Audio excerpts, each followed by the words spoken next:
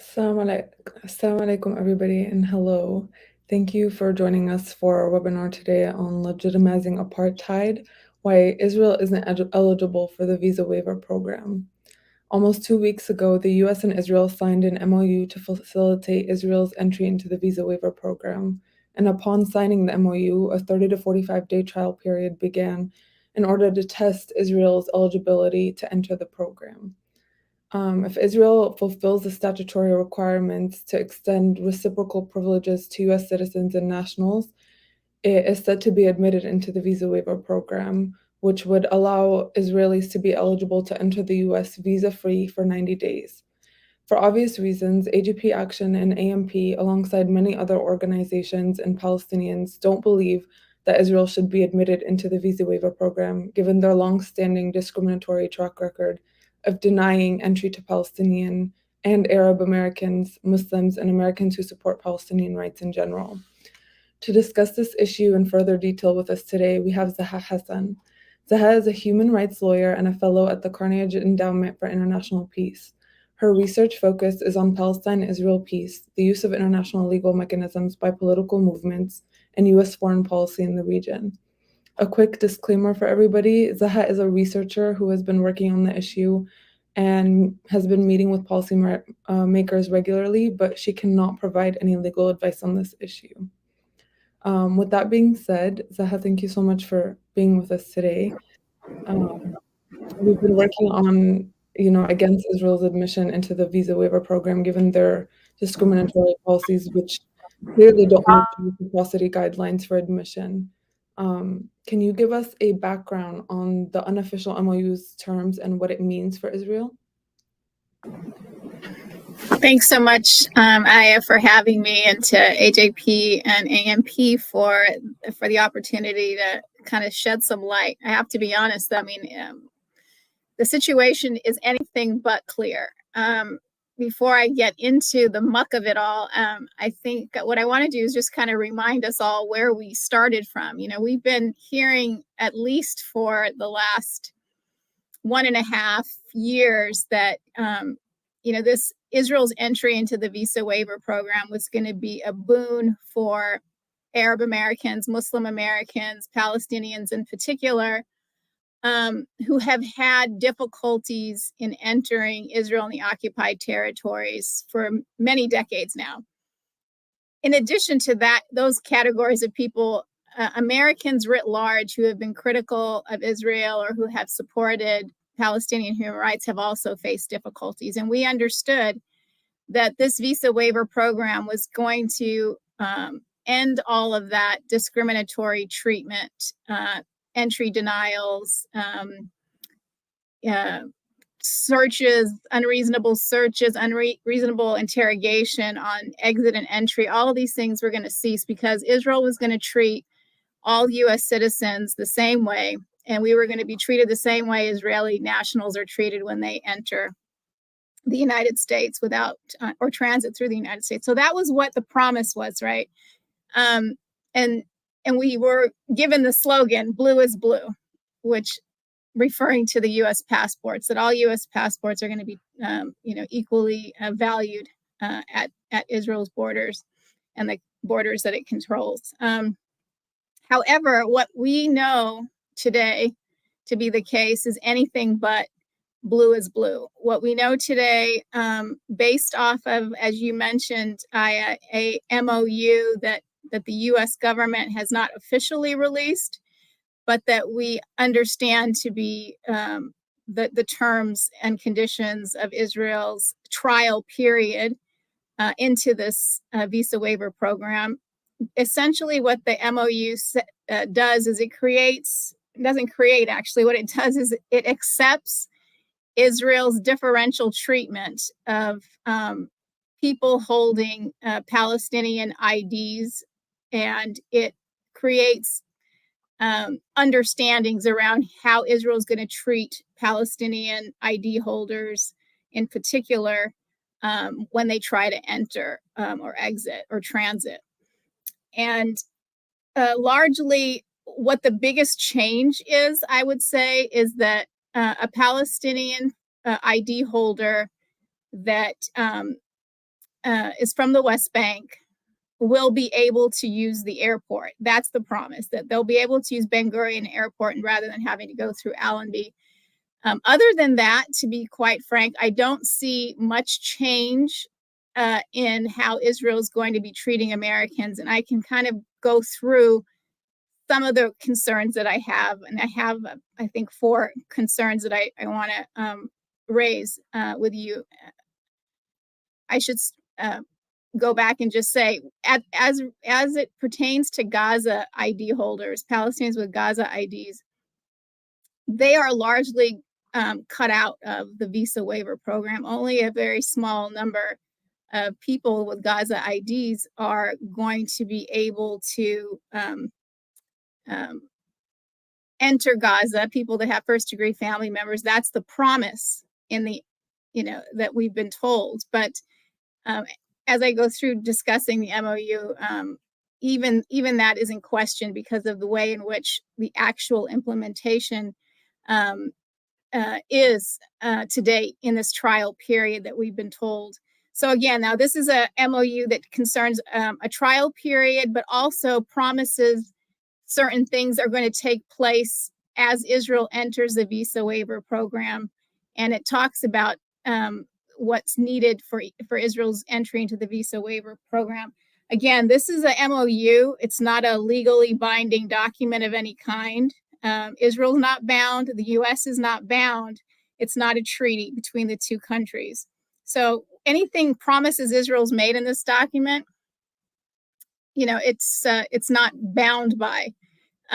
But we do know, and there was an article actually today in the Times of Israel that said, U.S. officials recognize that it will be very difficult for them to walk back from Israel's entry into the Visa Waiver Program.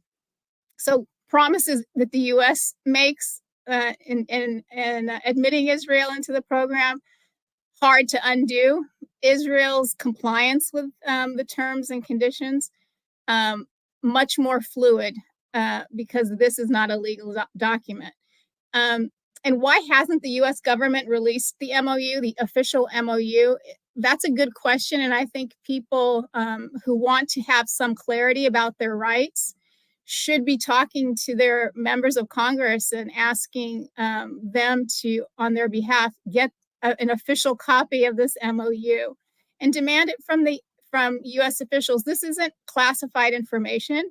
This is information about the rights and responsibilities that Palestinian Americans have and other Americans have vis-a-vis Israel and the obligations Israel has to American citizens. So it is important for Americans to be able to see the MOU and to understand the terms.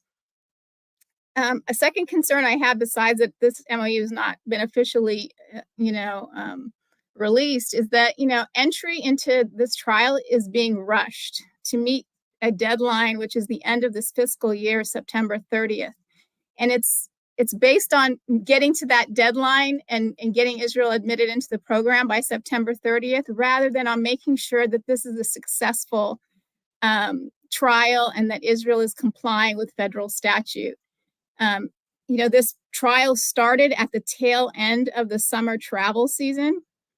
There has been no public campaign to inform people about the trial, for them to know what their rights are. And again, we don't have an official MOU that tells them what their rights are. We do have the U.S. State Department website and the U.S. Embassy website, but there's been conflicting information on the website versus when you actually talk to a consular official. So this is problematic. The MOU has no yardsticks in it to measure compliance. So during this trial period, we don't know what is going to be considered compliance with reciprocity. What we do know, again, is that there's differential treatment of Americans based on whether they have a Palestinian ID from the West Bank or Gaza, or whether they hold no ID whatsoever. We know that, but there's nothing in the MOU that talks about what compliance looks like and what would make Israel ineligible besides the what we know about who the terms of entry for different people holding a Palestinian ID. Another concern is that there's no way to measure whether or not Israel has ended the practice of racial profiling based on ethno-religious identity and national origin. There's a requirement in the MOU that Israel self-report on a weekly basis the number of travelers from the U.S. that has come to the Israeli-controlled ports of entry, the number of denials, the places of birth, and their citizenships in the ports of entry that they came through. But there's nothing in there about that is meant to collect data on the national origin of a traveler, a U.S. traveler, their religion, their sex, their age. These kinds of data points are important because it would help us to determine whether Israel had a pattern and practice of denying entry to people of a certain background and not based on any kind of legitimate security concern. And then if you have a complaint about Israel, you have to be the one, you the traveler, you the American citizen who has been discriminated against, has to affirmatively volunteer that information in a portal, which is fine, but the burden is placed on the traveler rather than creating a system where Israel's compliance could be monitored effectively. Another concern is that the experience that of an American entering is going to be different, again, as I said earlier, based on your identity. And if you're a Palestinian ID holder, you're going to be treated under martial law. If you're not a Palestinian ID holder, then you will be treated under civil law. The MOU calls for a Palestinian West Banker to use a app to get a military permit to be able to travel out of the West Bank to across checkpoints and to the airport. If you're coming into the United States and you have a Palestinian ID, you can use the airport without getting the permit, theoretically. But if you stay longer in the West Bank on that tourist visa, there's a question of whether or not Israel would be considering you to be in violation of your visa, even though you're a Palestinian ID holder.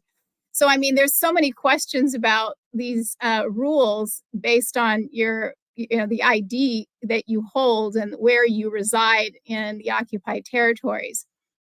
And of course, as I said before, the Gaza ID holders, while they were told that if they live abroad, they could come in and use the airport to travel inside Israel and travel to the West Bank, they would not be allowed into Gaza unless they had a first-degree family member, and only if that first degree, and if they did, they would have to get permission 45 days in advance to visit that person. So that means before they actually travel to Israel and the occupied territories, they would need to get that permit 45 days before travel. But if you go look at the Israeli website to see about this permit system, you will not find it there because it doesn't exist as far as Israel is concerned. So there's a question between what the U.S. has promised is going to happen on their websites and in the MOU versus what Israel is saying the policy will be for people with a Gaza ID. So there's just all this confusion about between the U.S. and Israel about how they're treating different classes of Americans, particularly Palestinians with IDs. And a fifth concern is there hasn't been much thought into how to curb Israel's misuse of security as a justification for Israel denials, or for entry denials, excuse me. We all know that one of the bases Israel has for denying disfavored groups entry into Israel and the occupied territories is security. There's security concerns. And in this MOU, there's nothing in there that talks about protecting the rights of Americans who have been critical of Israel and having them be able to enter. People like Congresswoman Rashida Tlaib, for example. There's nothing in there that talks about or guarantees the rights of Americans to be protected for their First Amendment activity. And in fact, the MOU says that laws no laws have to be changed as a part of this Visa Waiver Program trial period, or even after. And there are laws on the books in Israel, immigration laws, that prevent entry or exclude people who are supportive of BDS activity.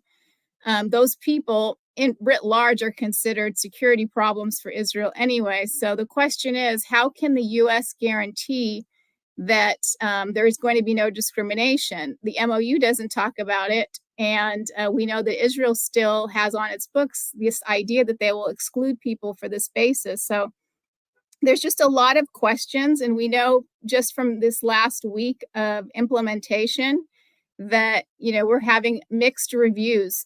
Yes, some people are able to enter now, people with West Bank IDs who weren't able to use the airport. They're able to use the airport. Many of them are able to use the airport, and they're having good experiences because of, they've never had the ability to use that airport.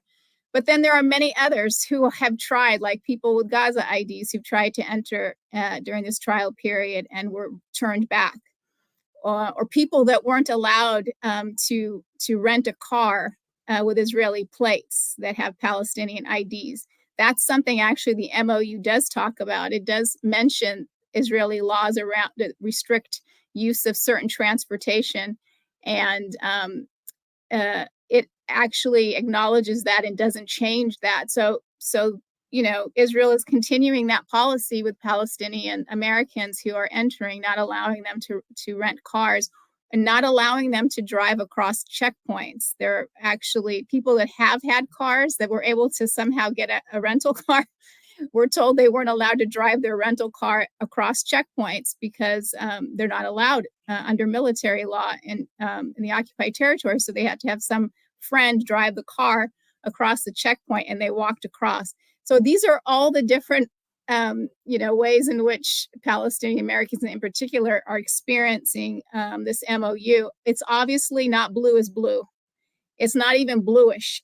It's some other color that's not in the spectrum of color that I know about. And so I think it's really important that we're having this conversation today, because I really would like to hear from your guests what experiences they're having. Yeah, and we know that, the US Embassy in Israel has a form now that people can kind of fill in whatever incidents they had or if they were denied. But we also don't have access to that data, which is another issue, because how do we know that the data being collected is being fair too? You kind of answered a lot of the questions that have been asked, but obviously, to your point, we know that the MOU as it stands, or at least the unofficial version, doesn't provide reciprocal, visa-free entry for all US citizens, which goes against the number one condition of being admitted into the program, which is reciprocity. And most of the questions we've been getting is around Gazans having entry, and because most of the people being denied right now are Palestinian Americans with a Gaza ID. Yeah, there have And been reports, where some, I think I've seen at least one. I don't want to say some because I've just only seen one person who had a Gaza ID and was able to get into Israel. But, once in, all bets are off. Once they travel in transit through Israel and they go to the West Bank, for example, the question then is how are you planning to get back to the airport? Because when you cross the checkpoint, you are going to be stopped. And when they see that you have a Gaza ID, they're going to ask you for your Gaza ID, even if you have your passport and you have that little white paper that they usually give. They're going to ask you, and you obviously aren't going to want to lie about that. And so then there's going to be trouble. And I don't know that all this has been thought through, because like I said, there's been such a mad rush to meet that September 30th end of fiscal year deadline that there wasn't enough time to really think through all of these things. I didn't even think to ask US officials during all of our conversations in the last year and a half about the restrictions on Palestinians driving Israeli plated cars. Yeah. would this apply to U.S. citizens? That didn't even occur to me. I thought for sure that would not be a continued policy by Israel because, Rosa Parks could sit on the bus, but a Palestinian can't sit on the bus. They can't even sit on the bus. They have to get off the bus if it's Israeli plated and cross a checkpoint on foot. It never occurred to me that the U.S. government would actually sanction that kind of treatment of American citizens. It's shocking, to be honest.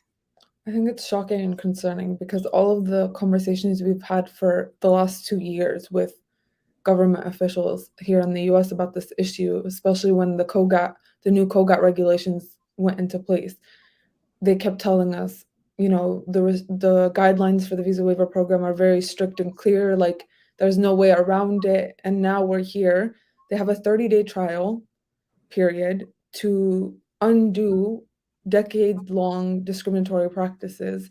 And think about it. I mean, it was only days before the trials start, and State Department officials were saying State Department and DHS were saying Israel does not currently qualify for the Visa Waiver Program. So if you know that they don't currently qualify, why would you even start the trial? Wouldn't you first require them to repeal all laws that are discriminatory, at least as they pertain to, U.S. citizens? Wouldn't you require the COGAT rules to be actually superseded? In fact, in the MOU, it says the COGAT rules as they pertain to short stay visits are superseded. But later on, when you read on in the MOU, it says, in fact, that these rules will get incorporated into this new system called MORAM system, which is supposed to mirror our ESTA entry system that we have here in the United States for Visa Waiver Program countries.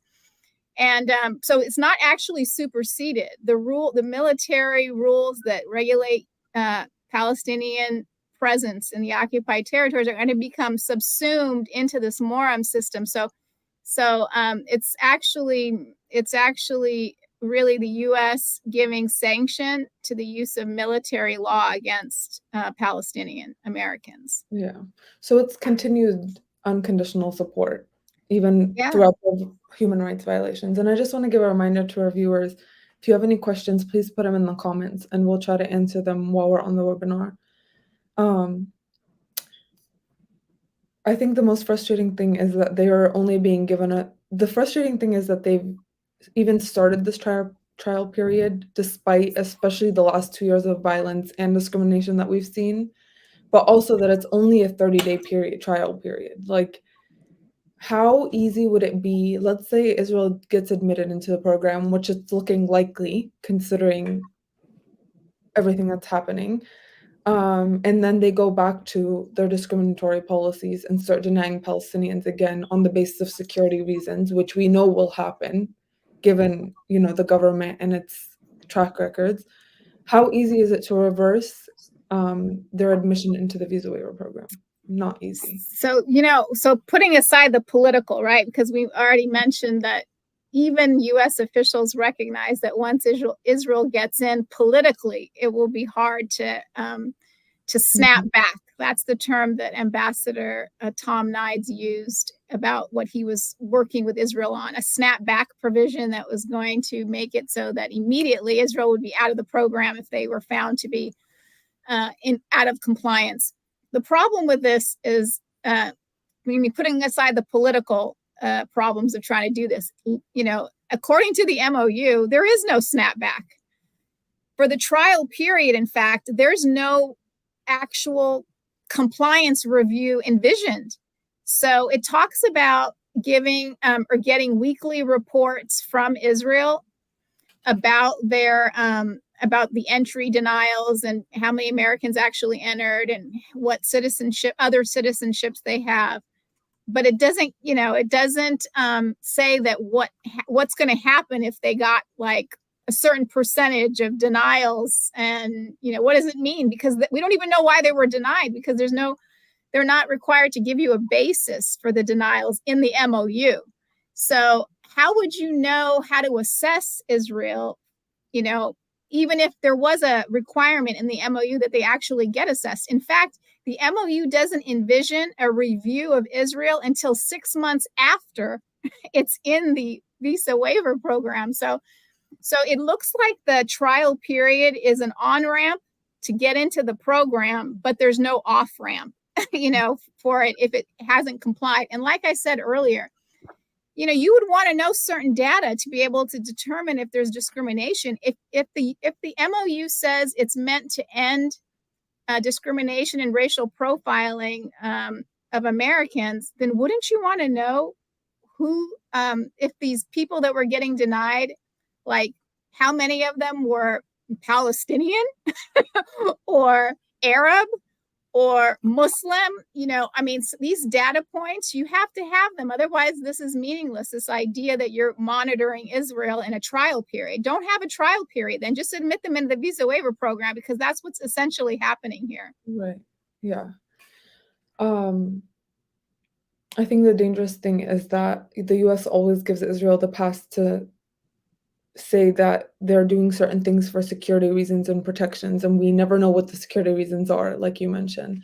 But going back to talking about Palestinian Americans in the West Bank trying to travel out of the West Bank and the app, can you touch a little bit more on the security risks that we have in utilizing the app? Right. So, this app, from what I understand, is something that was created during the COVID period when Israel was trying to track people around COVID, contact tracing kind of things. They used it in the West Bank as well for movement. The Munassak, it's called the Al Munassak app, the coordinator app. But there was a certain tracking that was done for Israeli citizens. This Munassak app was just for people in the West Bank, and it was for them to be able to apply for permits without having to go to the military base to apply. Like, for example, going to Beit Il to apply to get a permit to use, for whatever reason, for whatever the purpose of the permit was. So now this app is included in the MOU as being for use for Palestinians with Palestinian Americans with West Bank ID. So the concern basically is this. Israel is one of the leading spyware developer countries in the world. And there have been already complaints by human rights groups about the Al Munassak app and the possibility that it could be used for inappropriate reasons. The concern here is that it would be used, as a spyware tool to track the movements and to also be able to hack into the phones of the people, that are using this app. There hasn't been, as far as I can tell in my conversations, there hasn't been a study of how this app could be misused, and there hasn't been a study on, whether it's safe for Americans. Now, remember, the Visa Waiver Program is supposed to be primarily a program for the security of Americans and the national security of the United States. That's the primary purpose. So if we're going to be recommending or requiring, in this case, Americans to use a tool that's actually developed by the military authority in the West Bank, we should know a lot more about this app, and we shouldn't be rushing into a trial to use the app until we have all that information that we need about it. Yeah, that's a really good point. And I think everything just seems alarming. And this is one thing I think many of us did not expect to occur, especially with the Department of Homeland Security. When there's such strict rules and regulations around something, you wouldn't think that Israel would get a pass with this too, but it looks like they're going to get a loophole. So I know that the trial started on July 20th. Do we know for sure if it's a 30 or 45-day trial period, or is that also unclear? Yeah, I asked this question of an official at the Department of Homeland Security just a few days ago, and there isn't a clear point at which they are going to say that the trial period is over, except that it can't go over September 30th because they need to make a decision by then, which again, like I said, if you don't have it, if you don't have it in the MOU, what you're looking for to determine whether Israel is qualified, and you've already created a system where there's no reciprocity to begin with, because remember the MOU sanctifies sort of this differential treatment. Exactly what are you assessing? So it's not, I don't think it's so relevant like how long we have for this trial period, because we know that when it has to end, and it's just a matter of weeks. So my question, I guess, for for the rest of us that are wanting to travel or are thinking about traveling is, what do we expect when we travel, and who do we engage with when we have problems, and how do we make sure that our complaints are being registered? One of the big very strange things that came out of this trial period was the discovery by some people that were trying to complain or trying to get answers to their questions about whether or not they could travel, because they don't know, since we don't have a real MOU that's been, out there and official. When they've called into the U.S. Embassy, they've been met by a staff person who has an Israeli accent.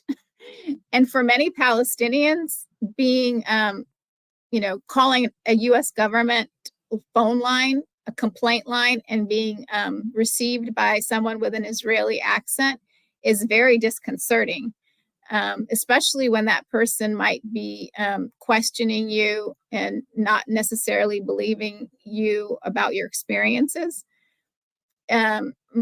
Palestinians know that all Israelis have military service as a part of their citizenship. And so it's very uncomfortable to be complaining when the person you're speaking to is a dual national, is obviously a dual national, an Israeli dual national. So I think that, these kinds of issues, they should seem like obvious to someone who's creating a complaint system for Palestinians to be able to get, some kind of redress of their travel difficulties.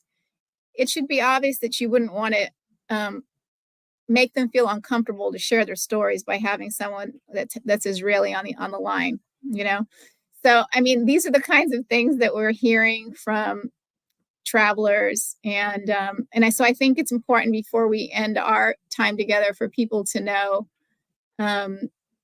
what lines to call, what portals to enter their complaints if they don't feel comfortable talking on phone lines, to have these complaints heard. But it is, it is a real problem that should have been dealt with before the trial period. And again, that just goes again to say that, the trial period was terribly rushed, and for no good reason. Yeah, and I think all of these experiences are showing us that there's no real protections being placed for Americans, especially Palestinian, Arab, and Muslim Americans. And so that raises another concerning question.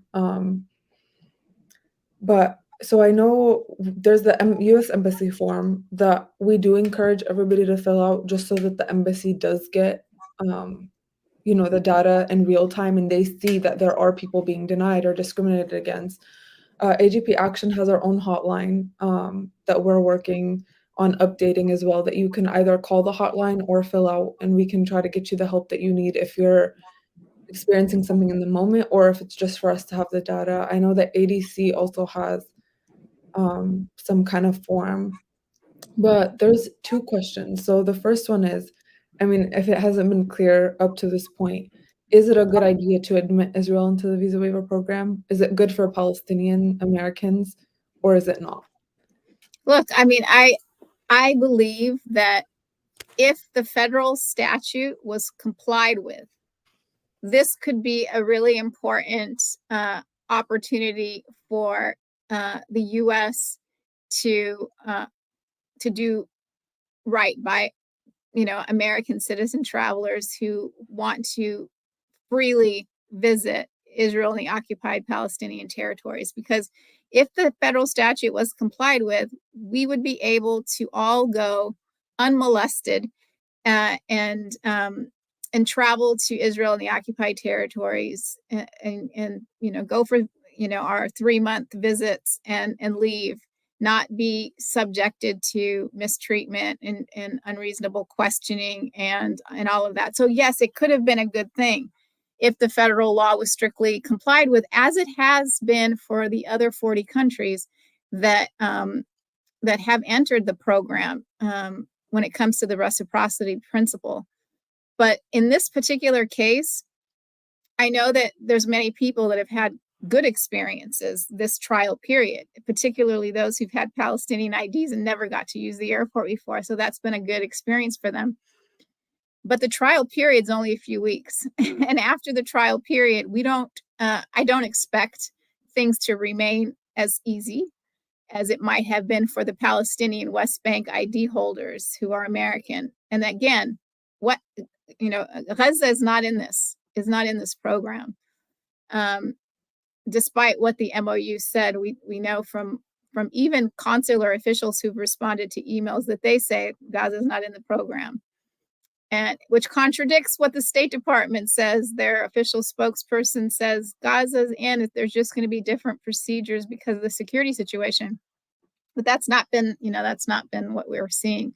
So, in a perfect world where laws were obeyed, federal laws were obeyed, laws that are meant to protect the security of American citizens, if that law was actually going to be implemented as written, and if we had mechanisms to ensure that if Israel actually wasn't complying, that it would be out, that snapback that Ambassador Tom Nides mentioned, if those things existed, this could be a good thing for Americans who have been having such difficulties or have been mistreated when traveling to Israel and the occupied territories. But that's not the reality that we live in.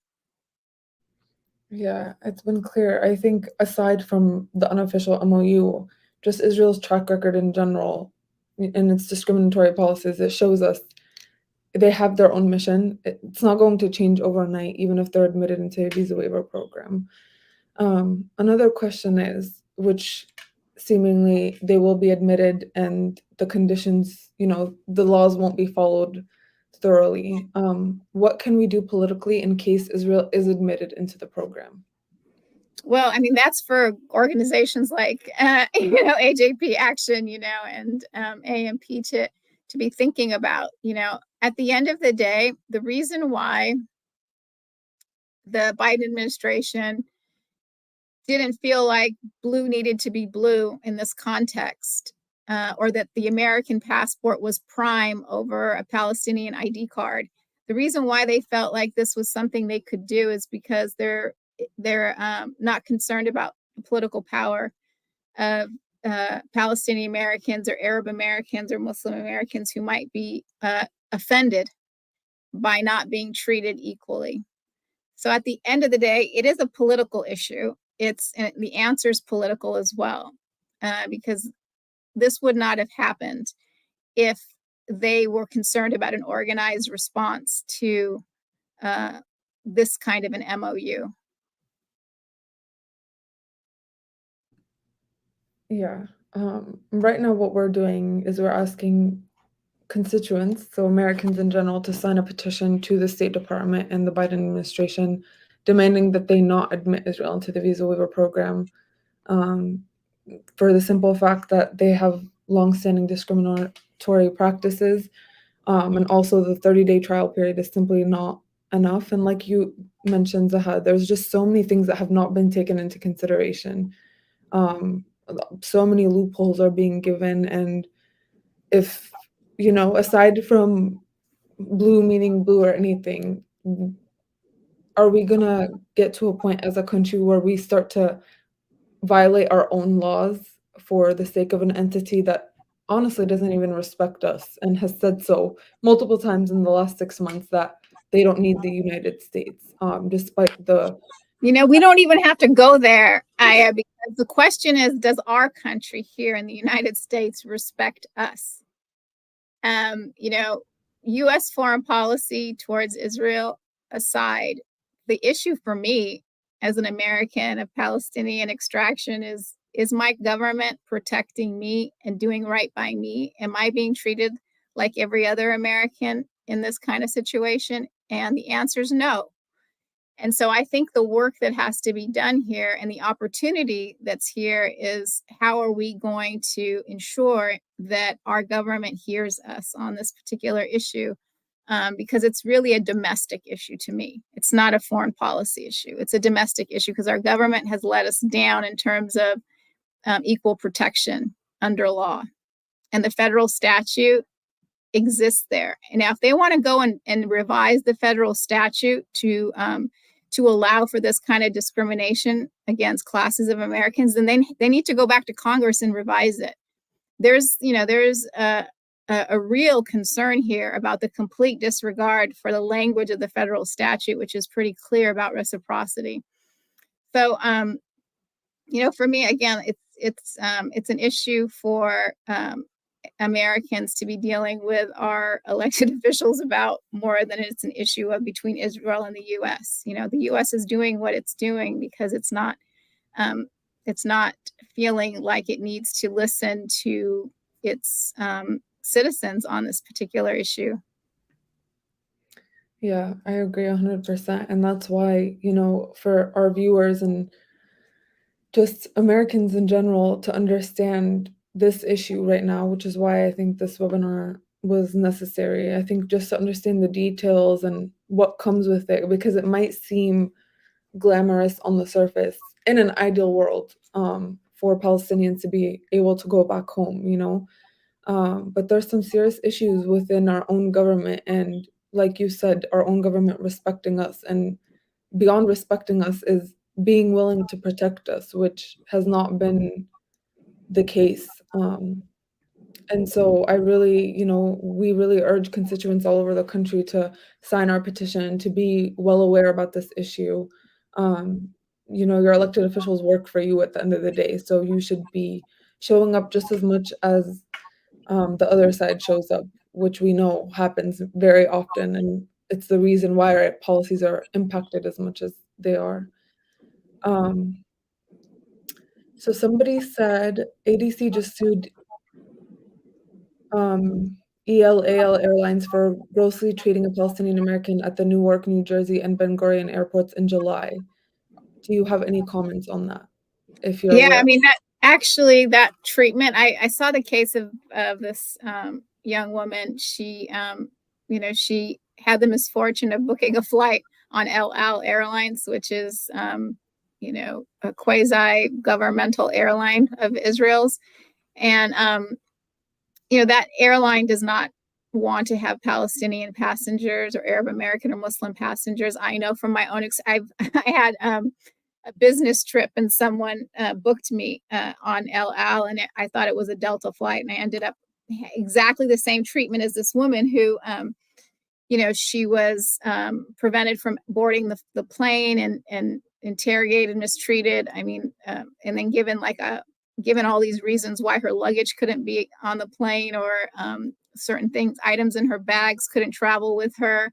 I had all that happen, and so I'm very sympathetic to what her situation was, but that's a common practice. That's not a accident. It's that that airline does not wish to have certain passengers on the plane, and if you accidentally end up on that airline, you can expect similar treatment. I mean, like I said, this is something I hear over and over again from friends that I know that have had transfers or some kind of change in their flight where they were rebooked on El Al and had similar situations.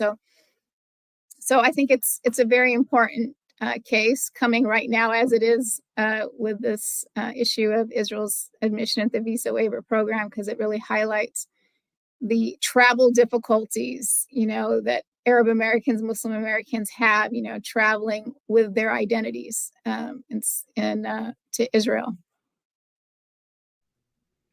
Yeah. Is there anything else you'd like to share on this issue that you think is pressing, or any final words to the audience?